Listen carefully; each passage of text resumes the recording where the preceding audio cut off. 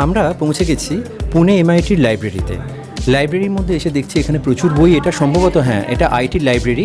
আমরা কিছু আওয়াজও শুনতে পাচ্ছি। আমরা দেখে নেব এখানে কে আছে, একটু কথা বলে নেব ওদের সাথে। एक्सक्यूज़ मी, आप सब बिजी हो क्या, किताब पढ़ रहे हो? एक्चुअली थोड़ा बात करना है। आप कितने जन हो आप? थोड़ा आ जाइएगा तो थोड़ा बात कर सकते हैं आपसे। अच्छा, तो आपको देखा कि आप किताब पढ़ रहे हो, तो आप यहाँ पर किताब पढ़ रहे हो, तो आपका यहाँ पर तो एक इवेंट चल रहा है BCS भारतीय छात्र संसद, आप ज्वाइन नहीं किए? तो अच्छा, पहले लंच ब्रेक चल रहा है, तो पहले आपसे परिचय कर लेते हैं। आपका नाम बताइए। सर, मेरा नाम वासुदेव सिंह है और मैं first year political science honours का स्टूडेंट हूँ। इसी यूनिवर्सिटी का? हाँ जी सर। आपका? मैं भी इसी यूनिवर्सिटी से हूँ, Nishant Singh Yadav, first year bachelors in business administration. Okay, आपका? मैं भी इसी यूनिवर्सिटी से हूँ, मेरा नाम है Kush Vyas, first year BBA business analytics. मैं राम सृष्टि कुमारी है, मैं थर्ड ईयर BCom ऑनर्स से हूँ और मैं साथ में ACCA भी कर रही हूँ। ओके। मैं नीतीश तिवारी फार्मा से हूँ, फार्मेसी डिपार्टमेंट से, सेकेंड ईयर का स्टूडेंट हूँ। और आप? जी नमस्ते, मेरा नाम है पुण्याशा गुने और मैं बैचलर्स ऑफ कॉमर्स से हूँ, फर्स्ट ईयर से, for international accounting and finance in that's the major. Okay, तो आपको देखकर ऐसा लगता है कि आपका हर एक स्ट्रीम में बहुत दोस्ती है? मतलब बहुत सारे कॉलेज में, यूनिवर्सिटी में रहता है कि दोस्ती नहीं रहता है, आप में दोस्ती है। तो आप पे एक काम कर सकते हैं, हम आपका बाहर का जो स्टेयर केस है उसमें बहुत अच्छा जगह है, तो आप अगर डिस्टर्ब नहीं होगा तो आप बाहर आ सकते हैं, आपसे थोड़ा बात करनी है। Thank you. तो आ जाइए, हम बाहर थोड़ा बात करते हैं। तो हम बाहर आ गए, यहाँ पर लिखा है नॉलेज रिसोर्स सेंटर। तो यहाँ से ये लोग नॉलेज लेते हैं और उसके बाद वो लिखते हैं, वो पढ़ते हैं। और इस सभी ने BCS ज्वाइन भी किया। BCS मतलब भारतीय छात्र संसद, जो चल रहा है पुणे MIT कैंपस में। यहाँ पर पॉलिटिक्स के ऊपर चर्चा हो रहा है, पॉलिटिकल लीडर्स आ रहे हैं, वो चर्चा कर रहे हैं। तो हम इससे जानेंगे कि BCS जब आप ज्वाइन करने के बाद ऐसा कुछ होता है ना कि एक चीज़ को लेकर हमारा दिमाग में ऐसा कुछ चीज़ रहता है कि ये अच्छा है, ये ख़राब है। उसके बाद अगर हम किसी स्पीच सुनने के बाद मन में एक परिवर्तन आता है। तो BCS ज्वाइन करने के बाद आपके मन में ऐसा कुछ आया है, कुछ सुधार आया है कि लगा कि हम भी एक्टिव पॉलिटिक्स ज्वाइन कर ले, ऐसा कुछ हुआ है आपके मन में?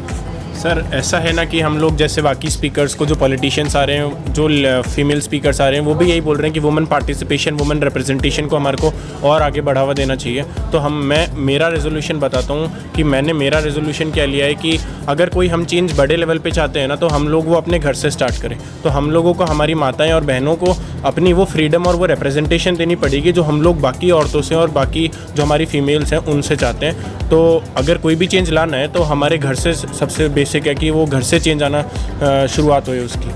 मतलब एक्टिव पॉलिटिक्स में तुम नहीं आओगे, तुम माता और सिस्टर्स को लेकर आओगे पहले? नहीं, I am talking about the women representation. जो हम वुमेन रिप्रेजेंटेशन की बात करते हैं उसके लिए मैं ये बोलना चाहता हूँ कि अगर हम चाहते हैं कि बाकी अपने कंट्री से, बाकी हमारी सोसाइटी से और आगे वुमेन्स बढ़े, पॉलिटिक्स में आए, तो हम लोगों को ये इंश्योर करना पड़ेगा कि अगर हमारी फैमिली से कोई ये बोलता है कि मेरे को पॉलिटिक्स में जाना है, तो हम उनको रोके नहीं और उनको वो फ्रीडम दे कि हाँ, आपकी जो मर्जी है, आप जिस स्ट्रीम में जाना चाहते हो वो जाओ। और ये जो आपका दोस्त है यहाँ पर, आपका वुमेन के बात सुन के हम इसके पास आएंगे। आपका क्या राय है कि आप एक्टिव पॉलिटिक्स में आना चाहोगे? बिल्कुल बिल्कुल, मेरी ये राय पहले थी। पहले ये प्रोग्राम जो स्टार्ट हुआ उसके पहले ये राय थी कि हमारे जो युवा है हमारे देश के, उनको लगता है कि हमारे इंडियन पॉलिटिक्स में युवा का इतना ज़्यादा रोल नहीं है। बट अभी आफ्टर दिस प्रोग्राम मुझे ऐसा लगता है कि युवा बहुत कुछ जानती है हमारे देश के बारे में और बहुत उत्साह से पार्टिसिपेट करने की कोशिश कर रहे हैं ताकि इस देश को हम आगे बढ़ा सकते हैं। Not just women but even the main, हम सब मिलके इस देश को आगे बढ़ा सकते हैं। मुझे ऐसा लगता है कि युवा वो पावर रखती है एंड वो इच्छा भी रखती है कि वो हम कर सकते हैं। तो हम सब इसकी तरफ ज़रूर काम करना चाहिए, मैं भी। और आपका क्या राय है, आप भी आना चाहेंगे क्या? बिल्कुल, मेरा आपका तो स्ट्रीम तो आप किसी को आप तो SOG से आप नहीं हो? नहीं, मतलब अलग अलग स्ट्रीम से आप चाहते हो कि आप एक्टिव पॉलिटिक्स जी, में आओ? मैं फार्मेसी डिपार्टमेंट से हूँ, जो कि हेल्थ सिस्टम में काम करता है। और चाहे जितनी भी हम बातें करें, दो ही फंडामेंटल सिस्टम है जो कि किसी भी देश को निर्माण करती है, स्वास्थ्य और शिक्षा। और कहीं ना कहीं दोनों में काम करने की ज़रूरत है। अगर 21वीं सदी में होके भी हम महिला सशक्तिकरण की बात कर रहे हैं, इसका मतलब सीधा तौर पे है कि हमारा शिक्षा व्यवस्था कहीं ना कहीं बहुत लाचार है। तो इस उद्देश्य से मुझे लगता है कि पॉलिटिक्स में आना चाहिए। और 21वीं सदी में अभी भी हम स्वास्थ्य से भी जूझ रहे हैं, तो कहीं ना कहीं हम बहुत पीछे हैं और उस पर काम करने की ज़रूरत है। बहुत सारे वर्षों से फ़ंड अलॉट हुए हैं, बट फंड जो है फंडामेंटल तौर पे खर्च नहीं हुए हैं। इसलिए मेरा मानना है कि युवा को आना चाहिए, क्योंकि एक युवा ही समझ सकता है कि प्रॉब्लम क्या है। हम में से लोग जो जाएंगे हॉस्पिटल में तो पता चलता है कि ये सिस्टम ही नहीं है, यहाँ पे ये मशीन नहीं है, तो वहाँ लगता है कि हमें बदलाव करना चाहिए। अभी हम स्टूडेंट हैं, बहुत सारी यूनिवर्सिटी में हम लकी हैं कि हम एक अच्छी यूनिवर्सिटी में पढ़ते हैं, बट हिंदुस्तान की आज भी 60% आबादी जो है गाँव में रहती है। वो बच्चे स्कूल में पहुँच भी नहीं पाते हैं। जो स्कूल हैं वर्षों पहले बनाए गए थे केवल चुनाव जीतने के लिए, बट आप देखेंगे तो वहाँ कोई भी आधुनिक सुविधाएं नहीं है। तो उन बच्चों को भी मुख्य धाराएं में जोड़ने के अलावा कोई विकल्प नहीं है अगर हमें विकास करना है। तो मेरा ये निजी मानना है और इसलिए मुझे चुनाव या राजनीति में आना है। और आपका क्या राय है? मेरा ये राय है कि इतने सालों से इतने सब लोग पॉलिटिशियंस आ रहे हैं, इतना सब कुछ हो रहा है। हमारा भारत देश का अगर हम पॉपुलेशन देखें, जनसंख्या देखें, तो 130 करोड़ से ज़्यादा जनसंख्या वाला हमारा देश है। तो अगर सरकार से, जैसे कि 2014 के बाद जो सरकार आई है बहुत मेहनत कर रही है देश को आगे बढ़ाने के लिए, तो जो जनसंख्या है, जनसंख्या भी इतनी बड़ी है कि अगर कोई भी चालू किया, कोई योजना के कोई प्रोग्राम चालू किया, तो सब लोगों तक पहुंचने में रह जाते, क्योंकि कहीं ना कहीं कनेक्टिविटी की चूक है। लोगों को अगर कोई पॉलिसी बाहर आता है तो पहले तो उनको समझाना पड़ता है, पुट थ्रू करना पड़ता है कि पॉलिसी की है क्या। जब लोग पॉलिसी समझते हैं तो फिर धीरे धीरे करके लोग जुड़ते हैं। तो मेरा वही मानना है कि हमारे देश में अगर हम एक प्रॉपर कम्युनिकेशन सिस्टम रखें, एक प्रॉपर माध्यम रखें लोगों से बात करने का और लोगों तक बातें पहुंचाने का, तो ही हमारे देश में एक जुटता आ पाएगी, सब एकजुट हो पाएंगे और देश का विकास सामान्य रूप से हो पाएगा। तो अच्छा है, तो ये सब चाहते हैं कि एक्टिव पॉलिटिक्स में आए, तो आप दोनों से आप पहले बोलिए कि आप भी एक्टिव पॉलिटिक्स में आना चाहते हैं? जी, मेरे को लगता है कि मैं एकदम पॉलिटिक्स एज अ कोर में नहीं आना चाहूँगी। मैं फाइनेंस डिपार्टमेंट से हूँ, तो मैं चाहूँगी कि मैं एज अ फाइनेंस के थ्रू मैं लोगों की उस जगह हेल्प कर सकूँ। मेरे को नहीं लगता कि मैं नेता बनकर लोगों की हेल्प करूँ, पर मैं चाहूँगी कि जहाँ, जैसे मेरे दोस्तों ने बताया कि हमें पैसे, हमें फंड्स तो मिल रहे हैं पर वो सही जगह जा नहीं रहे हैं, तो मैं चाहूँगी कि मैं वो फंड सही जगह एलोकेट हो रहा हो नहीं हो रहा हो वो देखो, या फिर किसी एक विभाग को कितना और पैसा मिलना चाहिए। मैं एडमिनिस्ट्रेशन पे जाना जी चाहती हैं? जी, मोस्टली मैं वो करना ज़्यादा पसंद करूँगी, ना कि एक नेता बन के लोगों की आवाज़ बनना चाहूँ, क्योंकि मुझे लगता है आज के युग में ऐसे बहुत सारे यूथ लीडर्स आ चुके हैं जो मुझसे ज़्यादा अच्छी मोटिवेशन रखते हैं और उन्होंने काफ़ी चेंजेस लाया है। तो मुझे ऐसा लगता है कि इस एक जगह पे ना काम करके जहाँ पे अभी तक कोई किसी ने काम शुरू ना करा हो वहाँ पे काम शुरू करना चाहिए। आपका मानना क्या है? यहाँ पे अभी तक जिस सबने बात की, लोगों का कहीं ना कहीं झुकाव है पॉलिटिक्स में घुसने का। मैं ऐसा आदमी हूँ जो कि स्टार्टिंग से पॉलिटिक्स में मेरा उतना इंटरेस्ट नहीं रहा है। अच्छा। हालांकि बहुत ही स्ट्रॉन्ग एथिक्स और इंटीग्रल वैल्यू होने के बावजूद भी पॉलिटिक्स में कहीं ना कहीं आने का मन नहीं रहता। कभी हम बाहर से देखते हैं तो लगता है कि बहुत बड़े नेताओं जो है बहुत बड़े लोग हैं, सिर्फ उनका ही एक फील्ड है, और छोटे बाकी स्टूडेंट्स है या कोई नया आदमी है जो कि घुसना चाहता है पॉलिटिक्स के फील्ड में, तो वो उसके लिए नहीं है। बट भारतीय छात्र संसद जो रहा वो एक तरह से इंट्रोडक्शन रहा पॉलिटिक्स के अंदर कि आप भी कर सकते हो। सिर्फ वही एक स्पेसिफिक सेट ऑफ लोग नहीं हैं जो कि सिर्फ इन्वॉल्व हो सकते हैं पॉलिटिक्स में, सभी इन्वॉल्व हो सकते हैं। तो डेफिनेटली BCS के थ्रू एक्सपीरियंस करने के बाद और अभी भी देखने के बाद ये कहीं ना कहीं मन में विचार आ रहा है कि हाँ, हम भी कहीं ना कहीं अपना एक पार्ट दे सकते हैं और फ्यूचर में कहीं ना कहीं चाहेंगे कि जहाँ ज़रूरत पड़े वहाँ पे अपना योगदान दें। और एक बात होता है, ये हम सभी जानते हैं कि ज़्यादातर लोग बोलते हैं कि आपका जो उम्र है, इस उम्र में लोग ज़्यादा मोटिवेटेड होता है।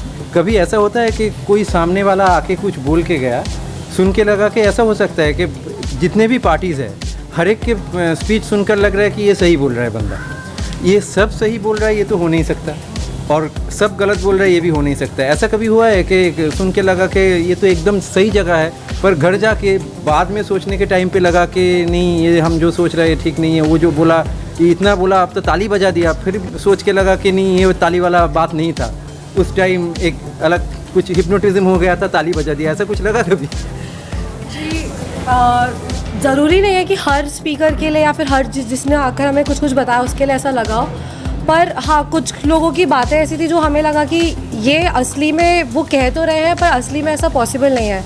जैसे हमें इंडियन डायनेस्टी के बारे में बताया था, उन्होंने कहा था कि ज़रूरी नहीं राजा का बेटा राजा बने, पर ये भी ज़रूरी नहीं कि जो दूसरा उठ के आ रहा है नीचे से, उन्होंने कहा था कि जो दूसरा उठ के आ रहा है उनके पास ज़्यादा कैपेबिलिटीज़ है राजा बनने की। पर इसमें अगर मेरी कोई गलती नहीं, अगर मेरे पिताजी राजा थे और मेरे को वो गति ना मिले, अगर मेरे पिताजी ने कुछ करा है तो मैं उनसे सीखकर ऑफकोर्स अपने भारत के लिए ही कुछ करना चाहूँगी। तो ये सोच रखना कि मेरे को नहीं मिलना चाहिए क्योंकि मेरे पिताजी के पास ये था, मेरे को लगता है ये सोच सही नहीं है। अगर मेरे अंदर इतनी कैपेबिलिटी है कि मैं वो कर सकती हूँ, तो मेरे को मिलना चाहिए। ये एक करना कि एक फैमिली से एक ही टिकट मिलना चाहिए, ये मैं इसके लिए मैं थोड़ा खिलाफ हूँ।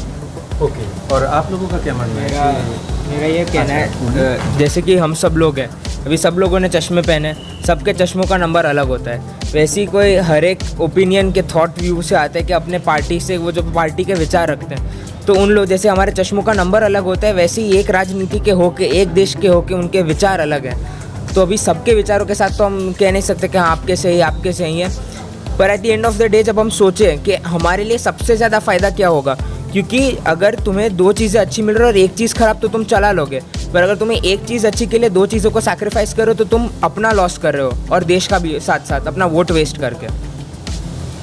आपको क्या लगता है, ऐसा कभी हुआ है कि घर जाके लगा कि मुझे मेरा जो एक्सपीरियंस है, जैसे कि अभी वंशवाद डायनेस्टी जो थी, भारत का ऐसा कोई राजनीतिक दल नहीं है जिसका डायनेस्टी नहीं है। अगर आप आंकड़ा दिखाएं, हाँ हो सकता है कि कोई बड़ी पार्टी है उसका 35% है तो किसी का 32 है या किसी का 20% है, पर है। लेकिन अधिकतर देखा गया है कि जो क्षेत्रीय दल होते हैं वहाँ ज़्यादा है। जैसे कि मैं अपने राज्य बिहार से आता हूँ, तो वहाँ पे भी एक ऐसा नहीं है कि उस पार्टी में उससे योग्य कार्यकर्ता नहीं है। जैसे कि सृष्टि ने कहा कि मैं उस फैमिली से हूँ तो क्यों नहीं मिलना चाहिए अगर मैं हूँ। मेरा भी मानना ये है कि अगर एबिलिटी है तो मिले, योग्यता है तो उस आधार पे उसको मिले, लेकिन पारिवारिक सदस्यता के आधार पे दे दिया जाए और देश के सामने थोप दिया जाए कि यही तुम्हारा राजा होगा, ये गलत है, मेरा मानना है। और हर एक राजनीतिक दल के अंदर मुझे लगता है लोकतंत्र होना चाहिए। अभी जैसा कि हम देख सकते हैं कि एक राष्ट्र की सबसे बड़ी पार्टी जिसने देश में काफ़ी नियर अबाउट 60 ईयर्स उसने रूल किया है, उस पार्टी के बड़े बड़े नेताओं का मानना है कि उस पार्टी के अंदर ही लोकतंत्र नहीं है। तो ये दर्शाता है कि कहीं ना कहीं वंशवाद एक तरह से कैंसर है और व्यवसाय बन चुका है, तो उसका खत्म होना ज़रूरी है। योग्य युवा को आना चाहिए क्योंकि वो समझ सकता है कि क्या बदलाव है। अगर हम बात करते हैं डिजिटलाइजेशन की, तो एक युवा समझ सकता है कि डिजिटलाइजेशन की क्या इंपॉर्टेंस है, तो उसको आना चाहिए, काम करना चाहिए। केवल अपना व्यू ट्विटर छोटे बड़े प्लेटफॉर्म पे ना दे, संसद में बैठे, क्योंकि इस देश की नियर अबाउट 600 जो मिलियन है यूथ है, तो वो जब बैठेगी तो सोचेगी एक बहुत बड़ी समुदाय के लिए, ना कि किसी भी जाति धर्म के अलावा। क्योंकि आज के जैसे हम यूथ यहाँ पे खड़े हैं, हमें डिस्कस भी नहीं होता है कास्ट क्या है, रिलीजन क्या है, क्योंकि हम एक यूथ हैं और हमारा ये है कि डेवलप कैसे कर सकते हैं। हम कभी डिस्कस नहीं करते हैं जब लंच पे बैठे या किसी प्लेटफॉर्म पे, हमें इससे लेना ही देना नहीं है। बट पॉलिटिकल पार्टी आप देख सकते हैं, चाहे क्षेत्रीय हो या राष्ट्रीय हो, किसी का कोई कम्युनिटी है तो किसी का कोई कम्युनिटी है। एक हर सोसाइटी की बात करने वाली हमें गवर्नमेंट चाहिए, या हम खुद इसलिए आना चाहते हैं कि हम सोसाइटी की बात करें, होल सोसाइटी की, किसी कम्युनिटी की नहीं। क्योंकि भारत में सब रहते हैं और सबका समान अधिकार है। जैसा कि अभी सिविल कोड आने का यूनिफॉर्म का हो रहा है, तो जब तक हम एक वैसा बना नहीं पाएंगे माहौल, तो क्या है उस कानून का मतलब। तो मेरा ये मानना है अपना कि युवा को आना चाहिए और वंशवाद हो लेकिन योग्यता के आधार पे हो, ना कि पारिवारिक सदस्यता के। आज एक सेशन चल रहा था, हम देख रहे थे कि मीडिया को लेकर एक सेशन चल रहा था कि मीडिया का जो शोर है, ये शोर पसंद है ये नहीं है। कुछ चैनल है जहाँ पर शोर ज़्यादा होता है, तो ये होता है प्राइम टाइम में जब पॉलिटिकल लीडर्स बैठते हैं तो उसका हालत एकदम WWF जैसा ही हो जाता है। तो इसमें आपका क्या राय है कि मीडिया का जो कंट्रीब्यूशन है अब इंडियन पॉलिटिकल स्ट्रेटजी जो है, इंडियन पॉलिटिकल स्टेटस जो है, उसके ऊपर मीडिया का कंट्रीब्यूशन, उसके आप क्या पॉजिटिव देख रहे हैं या नेगेटिव देख रहे हैं? नेगेटिव देख रही हूँ, क्योंकि हमारी मीडिया ज़्यादातर पॉलिटिकल पार्टीज़ के पीछे, उनके राइवलरी के पीछे पड़ी होती कि इन पॉलिटिकल में क्या चल रहा है, उस पॉलिटिकल पार्टी में क्या चल रहा है। लेकिन इसके वजह से मेन मुद्दा हट जाता है कि ये पॉलिटिकल पार्टीज़ मिलकर देश के लिए क्या कर रही है, जो कवर नहीं होता। मीडिया को उसके ऊपर ज़्यादा दबाव डालना चाहिए ताकि सारी पॉलिटिकल पार्टीज़ मिलकर उसकी तरफ काम करें कि देश में हम क्या कर सके हैं, ना कि देश के लिए लड़े कि ये कुर्सी मेरी होनी चाहिए, वो कुर्सी मेरी होनी चाहिए, ये इलेक्शन वो इलेक्शन नहीं होना चाहिए। इलेक्शंस हो, साथ में करो, देश को साथ में आगे बढ़ाओ, मेरा ये मानना है। तो प्रेस जो है वो मेरा जो अनुभव है या जो मैं न्यूज़ में देखती हूँ, वो हमेशा यही बोलते रहते हैं कि इस पॉलिटिकल पार्टी ने ऐसा किया वैसा किया, इस नेता ने वो बोला, उस नेता ने वो बोला। वो बंद करो। उससे बेटर तुम लोग नेताओं को जाके प्रोत्साहन दो कि तुम लोगों ने साथ में मिलकर देश के लिए क्या किया। ये जब बदलाव आएगा तब देश में बदलाव आएगा, ये मेरा ऐसा मानना है। आपका क्या राय है? मैं बोलूँगा जैसे हर सिक्के के दो पहलू होते हैं, जैसे एक चाकू को मारने के लिए भी इस्तेमाल किया जाता है और वैसे एक डॉक्टर उसको आदमी की जान बचाने के लिए भी यूज़ करता है, उसी सेम तरीके से मीडिया के भी कुछ प्रॉन्स हैं और कुछ कॉन्स हैं। तो अगर अभी का सिचुएशन हम देखेंगे तो मीडिया एक बहुत बड़ा हाथ प्ले करता है एक डायरेक्टिव सेट करने में कि हमारा मेजर पॉपुलेशन किस हिसाब से सोच रहा है और कितना इन्फॉर्म्ड है। तो अगर हमारा मीडिया जो है वही इन्फ्लुएंस्ड है किसी पार्टी के थ्रू या किसी पर्टिकुलर सेक्ट के लिए बायस्ड है, तो ऑटोमेटिकली वो एक बहुत बड़ा डिफरेंस देखने के लिए मिलता है और वो फेयर नहीं है एक तरह से। तो इंडिविजुअल लेवल पे हम जो लोग काम करते हैं मीडिया में और जो हम पब्लिक है जो कि मीडिया से डिमांड करें कि हमें सही न्यूज़ दिखाया जाए, ना कि हमें खाली एक प्राइम टाइम शो बनाने के लिए या एक एंटरटेनमेंट बनाने के लिए या तो टाइम ख़त्म करने के लिए बस एक शो रखा जाए। तो ये मेरा रहेगा ओपिनियन। मीडिया के लिए आपको सबका ओपिनियन मुझे लगेगा, तो आप भी बताइए। मेरे को ऐसा लगता है कि हमारी मीडिया थोड़ी सी बायस्ड है, मतलब का- थोड़ी सी नेगेटिव साइड में हम हैं। हाँ वो भी है, और वो लोग एक पर्टिकुलर पॉलिटिकल पार्टी को ज़्यादा सपोर्ट करते हैं। Not that I am suppose to name any political party, but काफ़ी मीडिया ऐसे काफ़ी न्यूज़ चैनल्स हैं जो एक पर्टिकुलर पॉलिटिकल पार्टी की सिर्फ अच्छाइयाँ दिखाती है और उन्हीं के बारे में बातें करती रहती है। मान लीजिए अगर एक पॉलिटिकल पार्टी ने कुछ गंदा करा तो वो उस पॉलिटिकल पार्टी के ऊपर कैसे इफेक्ट करेगा वो ये बात करेंगे, पर हमें ये नहीं बताएंगे कि वो जो चीज़ हुई है वो क्यों हुई, कैसे हुई। वैराज हमें एक आज के टाइम पे मान लीजिए 10 न्यूज़ चैनल्स हैं, हमें 10 के 10 न्यूज़ चैनल्स के ऊपर जाके सुनना पड़ता है, समझना पड़ता है कि वो उनका क्या राय है। मुझे लगता है कि अगर हमारे पास एक ऐसा चैनल होता या फिर 2 ऐसे चैनल्स होते जो हमें सब कुछ एक साथ बताते तो हम लोग ज़्यादा इन्फॉर्म्ड रहते, एंड ना कि हमारे पास एक खुद क्योंकि पॉलिटिकल पार्टीज़ और उनके व्यूज़ अलग है, वैसे ही मीडिया का व्यूज़ उनके जैसा बन जाता है। एंड बिकॉज ऑफ दैट हम लोग इन्फ्लुएंस होकर हमारे भी व्यूज़ वैसे हो जाते हैं कि अगर आज बीजेपी अच्छा कर रही है तो हाँ कर रही है, बट आज से पहले जब बीजेपी नहीं थी, कांग्रेस था, उन्होंने भी कुछ ना कुछ बदलाव किया था और उस समय हम नहीं थे। पर वही है कि अब जब हम हैं तो हमारे व्यूज़ बीजेपी की तरफ ज़्यादा है और कांग्रेस की तरफ नहीं है, और ऐसे काफ़ी पॉलिटिकल पार्टीज जिनके शायद मुझे नाम तक ना पता हो। तो ऐसी छोटी छोटी पार्टीज़ को भी ऊपर आने का मौका देना चाहिए और उनके बारे में बात करनी चाहिए मीडिया को। आप तो कह रहे हैं। देखिए, मेरा मानना है कि मीडिया को कहने से पहले हम उसके लिए जिम्मेदार हैं, क्योंकि टीवी तो हम देखते हैं बैठ के। अगर हमने टीवी चैनलों को बंद कर दिया देखना, वो दिखाते क्यों हैं, लड़ाते क्यों हैं मुर्गे की तरह, ताकि हमें भी मज़ा आता है। कहीं ना कहीं सबसे बड़े जिम्मेदार हम हैं, मेरा मानना ये है। नहीं जी, किसी मीडिया किसी चैनल को ब्लेम करने से पहले अगर हम उसको देखना बंद करेंगे तो बंद हो जाएगा। हम उस मीडिया से कहेंगे कि नहीं, हमें सरकारी अस्पताल की स्थिति दिखाओ, सरकारी स्कूलों की स्थिति दिखाओ, तो ऑफकोर्स वहाँ जाएगी। बट हमें भी वो फाइट देखने में मज़ा आता है। कहीं ना कहीं बैठ के हम भी चाय बिस्किट लेके बैठते हैं और मज़े लेते हैं। तो मुझे लगता है कि हम ज़्यादा जिम्मेदार हैं। हमें और जितने भी लोग देख रहे हैं उनको समझना चाहिए कि हमें वो मुद्दे पे काम करें। ट्विटर पे जब भी हम लिखें तो फाइट्स के लिए नहीं लिखें, हम ये लिखें कि हमें ये नहीं देखना है, हमें सरकारी स्कूल के हालात देखने हैं, हमें सरकारी अस्पतालों के हालात देखने हैं। जो नेता को बैठाते हैं डिबेट में, किसी परिवार का कोई सदस्य मर जाता है हॉस्पिटल में किसी भी सिस्टम की वजह से, आप उसको डिबेट में लेके आएँ, ताकि वो आपको बताएगा। नेता थोड़ी बताएगा कि क्या हालात है, वो तो नारा जयकारा लगा के निकल लेगा, उसका तो काम ही है। तो मेरा ये मानना है कि मीडिया से पहले ज़्यादा हम जिम्मेदार हैं। जो युवा एक नेता के साथ सेल्फी लेके खुशी मनाता है, अगर उसके अस्पताल की स्थिति ख़राब है, वो फ़ोटो लगाए ट्विटर पे, सोशल प्लेटफॉर्म पे, बताए कि मेरे कॉन्स्टिट्यूंसी से आने वाले विधायक का ये हालात है। ये केवल नारा लगाते हैं टीवी बैठ के, आप देखिए रियलिटी क्या है। तो बदलाव वहाँ से आएगी। सबसे पहले बदलाव हम खुद से शुरू करना होगा, ना कि हम एक्सपेक्ट कर सकते हैं कि न्यूज़ चैनल, उसका काम है अर्निंग का, उसका वो बिजनेस है। मानते हैं कि चौथा स्तंभ है, बट कहीं ना कहीं हमें तो जागरूक होना होगा ना नागरिक के तौर पे। मतलब आपके हिसाब से हम 50-50 जगह पे है, ज़्यादा नेगेटिव में है नहीं। बिल्कुल नहीं। तो आपका क्या मानना है? मेरा ये मानना है कि अगर नेता लोग हैं और मीडिया है, नेता कंटेंट दे रहे हैं तभी मीडिया उसको डाल रही है, और मीडिया है इसलिए नेता जनता तक पहुंच पा रहे हैं। तो नेता है और मीडिया है, उन दोनों को साथ में ही चलना पड़ेगा। अब जब साथ में चल रहे हैं तो जनहित के लिए ही चल रहे हैं। तो अगर तुम जनहित के लिए चल रहे हो तो साथ में चलो, उन मुद्दों पे आवाज़ उठाओ जो ज़रूरी है, ना कि उन मामलों पे जो ज़रूरी नहीं है। ऐसी काफ़ी सारी चीज़ें होती हैं आजकल मीडिया में, जो देखी हैं काफ़ी चैनल्स पे, कि सोशल मीडिया पे जो ट्रेंड चल रहा होता है कि लोग नाच रहे होते हैं, वो अभी उसका एक सेक्शन अलग से बना दिया है। उसकी जगह तुम गांव में जाओ, गांव में जाके डॉक्यूमेंट्री बनाओ कि इस गांव की ये समस्या है, ये है। तो जब मीडिया के थ्रू नेता तक बहुत पहुंचेगी तो नेता भी एक्शन लेंगे, फिर धीरे धीरे करके सब नेता ट्रेंड को फॉलो करने लगेंगे, तो उससे गाँव का भी विकास होगा और नेता का भी विकास होगा।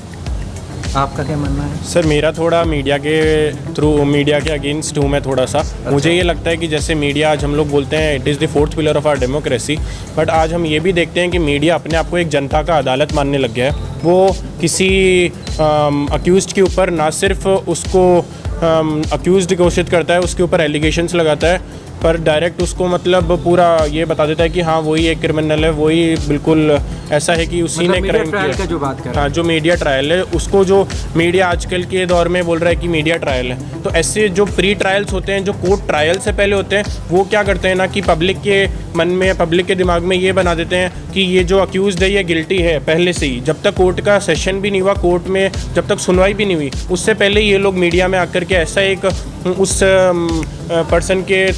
पर्सन के लिए ऐसे एक परसेप्शन बना देते हैं कि हाँ ये तो गलत ही है, इसके लिए कुछ भी सही नहीं है, इसने कुछ भी नहीं किया, जो किया है वो गलत किया है। तो आज मैं यही बोलना चाहूँगा कि अगर हमारे को हम ये चाहते हैं कि अगर हम लोग एक अनबायस्ड कंट्री बने और हम चाहते हैं कि अनबायस्ड मीडिया बने हम लोगों को, तो मीडिया को ये इंश्योर करना पड़ेगा कि वो फिक्शनल और जो अट्रैक्टिव उसकी जो हेडलाइंस होती है वो उनको छोड़ करके बाकी सारी जो इंपॉर्टेंट चीज़ें होती है उन पर फोकस करे और अपनी टीआरपी को पुश करने पर ही फोकस नहीं करे। आज हमने देखा कि जैसे सुशांत सिंह राजपूत का केस था, उसके अंदर बड़े बड़े सेलिब्रिटीज़ इन्वॉल्व थे, सब कुछ ऐसा लग रहा था कि सिर्फ मीडिया के अटेंशन के लिए ही वो पूरा केस बना है। वो बहुत सेंसिटिव केस था, पर एक मीडिया ने उसको क्या किया कि पूरा तमाशा बना दिया। 2-3 महीने तक हर एक चीज़, हर एक एंगल से, हर एक चीज़ से लेकर के उन्होंने लोगों के मन में ये डाल दिया कि हाँ अगर ये इसका दोस्त है या ये कुछ है तो ये गलत है, इसने भी उसका साथ दिया है, किसी ने इसने ये क्राइम में इन्वॉल्व है। तो ये सब चीज़ें जो हैं ये लोगों के माइंडसेट पे इफेक्ट करती है। फिर लोग क्या होते हैं ना कि ब्रेन वॉश हो जाते हैं एक तरह से। ये चीज़ें डिबेट्स में होती है। अगर आप 5 स्पीकर्स बुला रहे हो अपनी डिबेट पे, अगर आप 4 एक ही उसके बुलाओगे सोच के और एक आप उनके अपोजिट का बुलाओगे, तो जब 4 मिलकर एक पर अटैक करेंगे ना, तो वो अपने आप जो टीवी देख रहा है उसके ऊपर यही इंप्रेशन क्रिएट करेगा कि हाँ ये जो 4 बोल रहे हैं वो सही बोल रहे हैं और ये जो एक जो बोल रहा है बंदा वो गलत बोल रहा है। और ऐसे ही फिर इम्पैक्ट क्रिएट होता है, जो आज हम देख रहे हैं कि लोगों का खुद का अपना एक माइंडसेट है ही नहीं। लोग पॉलिटिशियंस की बातों में आकर, रिलीजियस लीडर्स के बातों में आकर अपने खुद के ब्रेन वॉश हो चुके हैं। वही एक वजह है जहाँ से हम देख रहे हैं कि कम्युनल वायलेंस बढ़ रहा है। लोग अपने आप को मतलब कंसीडर करते हैं कि जो ये नेता बोल रहा है या जो ये रिलीजियस लीडर्स बोल रहे हैं वही एकदम सही बात है। वो खुद की एक परसेप्शन बनाना ही नहीं चाहते, खुद का एक माइंडसेट बनाना ही नहीं चाहते। तो अगर जब हम एजुकेशन को बढ़ाएंगे, जब हम थोड़ा सा लोगों को लिटरेसी रेट बढ़ेगी इंडिया की, तभी जाकर के लोगों की सोच बदलेगी और तभी जाकर हम लोग ये जो बोल रहे हैं कि कम्युनल वायलेंस और जो मीडिया लोगों के ऊपर भी अटैक्स हो जाते हैं। आज मीडिया भी कई जगह में जाने से डरती है,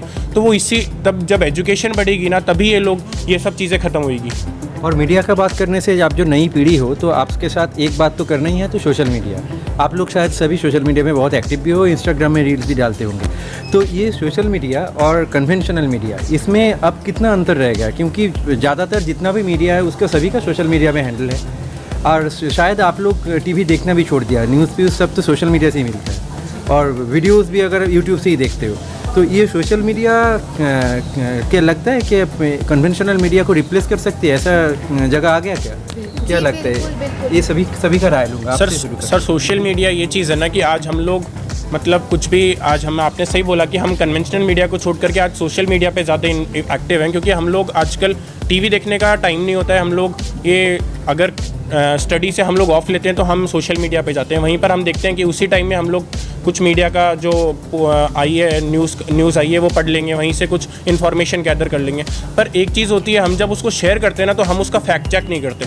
अगर किसी ने कुछ चीज़, पॉलिटिकल लीडर है या किसी भी कुछ भी कोई भी सर्वे की लिस्ट आई है या कोई भी सर्वे पब्लिश हुआ है, तो हम उसके पीछे का जो फैक्ट चेक होता है ना वो एक चेक नहीं करते हैं और हम लोग सीधा उसको अपन आगे रीशेयर कर देते हैं, आगे फॉरवर्ड कर देते हैं वो, और वही चीज़ फिर बाकी लोग फॉलो करते हैं। उन्होंने ये सोचा कि अगर इसने ये चीज़ भेजी है तो ये सही ही है, तो वो उसके पीछे का फैक्ट चेक जब तक नहीं करेंगे ना तब तक ऐसी मिसकंसेप्शंस चलती रहेगी और कम्युनल वायलेंस भी बढ़ती रहेगी। तो सोशल मीडिया एक तरह से पॉजिटिव भी है कि आज लोगों को जागरूक बना रहा है, लेकिन उसका एक नेगेटिव परसेप्शन भी है कि आज लोग बिना फैक्ट चेक करे कुछ भी शेयर कर देते हैं। उसके पीछे की जो पूरी हिस्ट्री होती है, पूरी जोग्राफी होती है, वो बिना चेक किए कुछ भी शेयर करना, वही हमारा आज रीज़न है कि आज हम इतने वायलेंस देख रहे हैं, इतने जो राइट्स हो रहे हैं। आप जो बोल रहे हैं कि ऐसा भी कुछ प्रोपेगेंडा रहता है, बिना सोच के, बिना कुछ समझे लोग प्रोपेगेंडा में इंक्लूड हो जाते हैं। हाँ, तो एक ऐसा कुछ रूल या एक ऐसा लॉ आना चाहिए मीडिया के ऊपर, जिससे कि ये हो कि कोई भी अगर कुछ भी चीज़ पब्लिश करता है सोशल मीडिया पे तो वो पहले से ही फ़िल्टर होकर के जाए।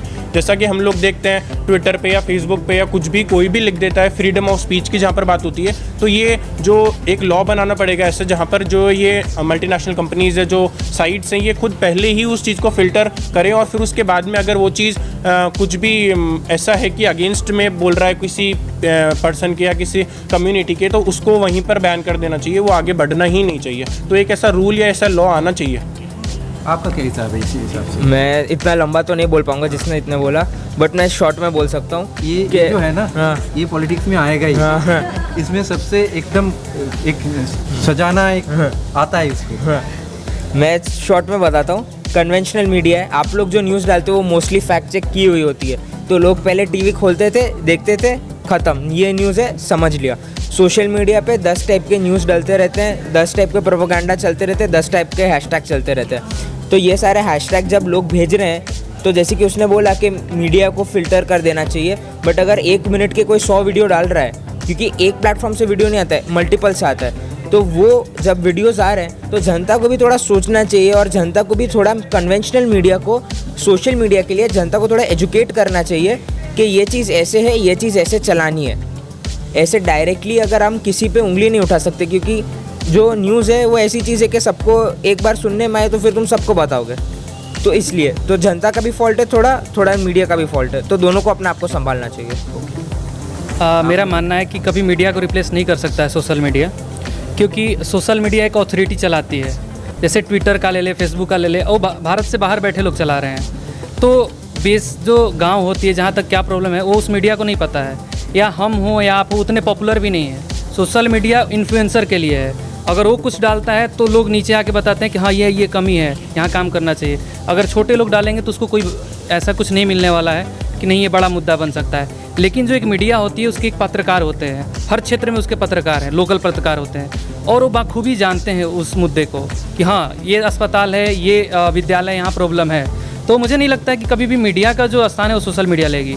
सोशल मीडिया एक इन्फ्लुएंसर के लिए गुड और बैड दोनों तरह से है, बट मीडिया का रोल इसलिए भारत के डेमोक्रेसी में चौथा स्तंभ माना जाता है, क्योंकि संविधान लिखने वाले लोगों ने तो बहुत सोचा होगा कि ये आएगा, बदलाव आएगा, इसलिए चौथा स्तंभ माना गया कि इसके एक एक कार्यकर्ता होंगे, एक एक पत्रकार होंगे, जो कि छोटे छोटे पहले आर्टिकल्स लिखे जाते थे। हर पत्रकार अपने क्षेत्र का कुछ चीज़ लिखता था। अभी प्रिंट मीडिया धीरे धीरे रिप्लेस हुआ है, जिसका नुकसान है, फ़ायदा नहीं है हमें डिजिटलाइजेशन में उतना, क्योंकि उतना भी हम पेपर नहीं बचा रहे, उससे ज़्यादा हम पेपर कहीं और वेस्ट कर रहे हैं। तो मेरा ये मानना है कि लोकल पत्रकार का इन्फ्लुएंस बहुत ज़्यादा होता है, और जो मीडिया होती है उसको आप रिप्लेस नहीं कर सकते हैं सोशल मीडिया पे। सोशल मीडिया बहुत बड़े इन्फ्लुएंसर के लिए, जैसे कि इस भाई ने कहा कि एजुकेशन, मैं फिर से वही चीज़ें पे आना चाहता हूँ कि जो फंडामेंटल चीज़ है एजुकेशन एंड हेल्थ, अगर एजुकेशन अच्छा होगा तो लोग समझेंगे कि क्या सही ट्रेंड है, क्या गलत है, उसको एनालाइज करेंगे। अगर मेरे क्षेत्र में कहीं मर्डर ही नहीं हुआ हो, किसी नेता ने डाल दिया, तो मैं उसको ट्रेंड नहीं बनाऊँगा, क्योंकि मुझे पता है कि गलत चीज़ें हैं, इससे दंगे हो सकते हैं, इससे राइट्स होते हैं, हमारा क्षेत्र जलेगा।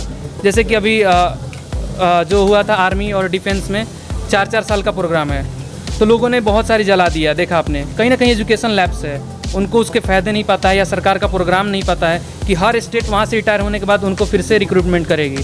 शायद ये बात नहीं पहुँची, कहीं ना कहीं एजुकेशन लैब्स है। तो मुझे मानना है कि ये छोटी पत्रकार जितने भी होते हैं मीडिया वाले, अगर उनको समझा पाते तो शायद ये दंगे नहीं होते आज। ओके, आपका? मेरा सोशल मीडिया को लेकर बहुत अच्छा मत, मेरा मत ये है कि जो हमारे मोदी जी बोलते हैं कि आत्मनिर्भर बनो, तो सोशल मीडिया हमें आत्मनिर्भर बनने की ताकत देती है, जहाँ पर मीडिया नहीं पहुँच सकती। जैसे कि कुछ बच्चे विदेश में फंसे हुए थे कोरोना के वक्त, जहाँ पे यूक्रेन में वॉर चल रहा था, जहाँ पे मीडिया बच्चों तक कोनों तक नहीं पहुँच सकती, वहाँ हमारे युवा नेता और हमारे स्टूडेंट्स के हाथ में वो पावर था कि सोशल मीडिया तक पूरे देश में वो लोग अपनी आवाज़ उठा सकते थे। जहाँ पे एक बच्चा अगर उसे कोई भी प्रॉब्लम हो, ट्विटर पे एक ट्वीट करने से वो सीधा नरेंद्र मोदी तक पहुंच जाता था, तो एक रैपिड एक्शन होता था। तो इमरजेंसी केसेस में सोशल मीडिया हमें आत्मनिर्भर बताती कि हम अपनी आवाज़ पूरे देश तक, पूरी दुनिया तक पहुंचा सकते हैं इमरजेंसी केसेस में। और दूसरी बात कि सोशल मीडिया की वजह से हम जो युवा है, हमको हमेशा चांस नहीं मिलता कि हम अपनी बात किसी मीडिया तक पहुंचाए। तो सोशल मीडिया के थ्रू जब हम अपनी आवाज़ उठाते हैं, जब हमारी आवाज़ सब तक पहुंचती है, उसके बाद मीडिया आके बोलती कि हाँ इस बच्चे ने आवाज़ उठाई थी। या जो जैसे मेरे मित्र ने बोला कि हमारे जो अस्पताल है, हमारे जो सरकारी शालाएं हैं, वहाँ पे कुछ कवरेज नहीं होता। सोशल मीडिया के थ्रू हम वहाँ खुद जाके आवाज़ उठा सकते हैं, हमें किसी के ऊपर निर्भर होने की ज़रूरत नहीं है। तो जो मोदी जी हम चाहते हैं कि हमारा देश आत्मनिर्भर बने, तो उसके वजह से सोशल मीडिया हमारे लिए वही काम करती है कि हम अपनी आवाज़ खुद उठा सकते हैं, कि हमें वो पावर मिले। आपका क्या मतलब? मैं बोलूँगा कि जैसे आपने पूछा, अभी करंट डिबेट है कि अभी करंट जो मीडिया है और सोशल मीडिया रिप्लेस हो सकता है। अगर हम पीछे जाके देखें हमारे पेरेंट्स के टाइम पे, जब टीवी और अपना प्रिंट मीडिया के बीच में आया था कि क्या प्रिंट मीडिया पूरा का पूरा चला जाएगा, तो हम उसको देख के ऐसा बोल सकते हैं कि अभी प्रिंट मीडिया ऐसा नहीं कि पूरा ख़त्म हो गया है, बट जो इन्फ्लुएंस है बहुत छोटा रह गया। एक बहुत छोटा क्वांटिटी ऑफ पीपल है जो कि अभी भी प्रिंट मीडिया को यूज़ करते हैं। क्या वो उतना ज़्यादा अभी भी रेलेवेंट है? और प्रिंट मीडिया को यूज़ करते हैं कम, पर प्रिंट मीडिया का जो डिजिटल वर्जन है उसको यूज़ करते हैं। अगर आप हिंदू नहीं न्यूज़पेपर नहीं ले रहे हो, हिंदू का आप पेज चेक कर रहे हो, हिंदू को डिजिटली चेक कर रहे हो, मतलब पढ़ रहे हो प्रिंट मीडिया को पर डिजिटली पढ़ रहे हैं। राइट। तो वैसे उसी हिसाब से अगर हम अभी के टाइम पे आ जाएं कि आप इंडिविजुअली कुछ अपने तरफ से सोशल मीडिया को यूज़ करके आप आ रहे हैं या फिर आप किसी एक पर्टिकुलर न्यूज़ एंटिटी के थ्रू आ रहे हैं, तो अगर मैं आपका एग्जांपल दूँ कि जैसे आप एक रिपोर्टर हैं, आप आउट ऑफ अपने फ्री विल आप रिपोर्टिंग कर रहे हैं। अगर आपकी एंटिटी ने बोला कि आप इस तरह से बायस हो जाएँ और उसके हिसाब से आप चीज़ें कवर करें, तो फिर आपके लिए जो सोशल मीडिया एक बहुत ही बढ़िया ऑल्टरनेटिव बन जाता है कि आप आउट ऑफ अपने फ्री विल आप चीज़ों को रिपोर्ट कर सकते हैं और जो आप रियली करना चाहते हैं वो कर सकते हैं। तो उस तरीके से डेफिनेटली वो एडवांटेज है। बट क्या एक पूरा का पूरा वो नया ये बन जाएगा, लीग बन जाएगा खुद में ही आने वाले टाइम में? मुझे ऐसा नहीं लगता। और फाइनली आपका राय क्या है? मेरे सारे मित्रों ने हर चीज़ तो बोल दिया है, पर मैं ये कहना चाहूँगी कि जो सोशल मीडिया जो हमें पावर देती है, उस पावर के साथ वो सेम पावर मीडिया के पास भी है। एंड जैसे उन्होंने कहा कि टारगेट ऑडियंस है, मेरे पिताजी आज भी टीवी ही देखते हैं, चाहे उनके पास स्मार्टफोन है, वो उनके पास ऑप्शन है कि वो लोग डिजिटल मीडिया पढ़ सके, पर उन्हें वो आज भी न्यूज़ सुनना टीवी पे ही अच्छा लगता है। और मुझे ऐसा लगता है कि जैसे जैसे हम आगे बढ़ेंगे, सिर्फ हमारी जनरेशन है जो मोबाइल पे देखेंगे, पर हमारी जनरेशन को वहाँ तक पहुँचने में काफ़ी साल है। तो अभी के टाइम के हिसाब से मुझे नहीं लगता कि 1-2 साल में ऐसा कुछ परिवर्तन हो जाएगा और सोशल मीडिया रिप्लेस कर देगी। बट हाँ, हो सकता है आगे जाकर जब हम बड़े हो जाए और हम लोग के हाथ में होगा कि हम क्या प्रेफर करेंगे देखना, तो डेफिनेटली हम सोशल मीडिया या फिर कुछ डिजिटल मीडिया जैसे आपने कहा वो प्रेफर करेंगे देखना। Thank you. तो हम देखें, हम सुने कि न्यू जनरेशन, नया पीढ़ी क्या सोच रही है, क्या समझ रही है और क्या बोल रही है। तो उन सभी का थोड़ा बहुत गुस्सा है मीडिया के ऊपर, तभी भी वो अच्छे है, बहुत सारे बातें उससे हम जान पाए, हम सुन पाए। तो ये काम करते हैं कि इसके साथ एक ग्रुप बना के हम इसको बोलेंगे कि आप ये वीडियो शेयर करना, आपका जो मित्र है उसको बोलेंगे कि उसका जो कमेंट है वो कमेंट बॉक्स में डालें, क्योंकि हमको जानना है कि आपका दोस्त जो है, ये एक कम्युनिटी जो नई कम्युनिटी है वो क्या सोच रही है, वो क्या बोल रही है पॉलिटिक्स को लेकर, मीडिया को लेकर। और हम चाहते हैं कि आप में से किसी को हम सुने किसी एक BCS के मंच में। और ऐसा भी हो सकता है कि आप किसी भी स्ट्रीम में जाओ, तो मीडिया का एक जगह है जहाँ पर आप किसी भी स्ट्रीम में अगर एक पोजीशन में पहुँच जाओ तो आप एज कॉलमिस्ट लिख सकते हो, तो वो भी आप कर सकते हो। तो आपका कॉलम पढ़ना चाहेंगे हम, तो आप लिखो, आप पढ़ो, जैसे आपको लाइब्रेरी के सामने ही मिलेगा, आप पढ़ रहे थे। बहुत बातें भी हुआ, बहुत अच्छा लगा, और पुणे में आके भी बहुत अच्छा लगा। फिर से बातें होगी। Thank you.